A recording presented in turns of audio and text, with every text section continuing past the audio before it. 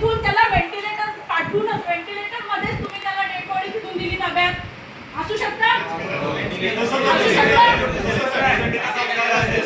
कारण नातेवाईक काय सांगतायत की आम्ही जिल्ह्यापर्यंत गेलो, ॲम्ब्युलन्स मधले डॉक्टर म्हटले याची हालचाल होत नाहीये, आपण जवळच्या हॉस्पिटलला लगेच नेऊया. म्हणून त्यांनी मात्रे हॉस्पिटलला माघारी आले.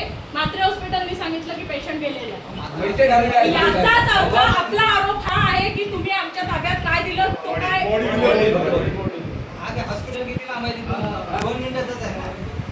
आणि दुसरी गोष्ट, तुम्ही जर इतके जबाबदार होता, तुमच्यातला एकही डॉक्टर एकही मेडिकल स्टाफ का पेशंट सोबत गेला नाही? जायला पाहिजे होतं की नाही? जायला पाहिजे होतं की नाही? जायला पाहिजे होतं ना. म्हणजे तुम्ही काय केलं, तुम्ही पेशंटवर टाकलं, नातेवाईकावर टाकलं की आम्ही तर आमच्या हॉस्पिटलमधनं त्याला बाहेर काढलं होतं.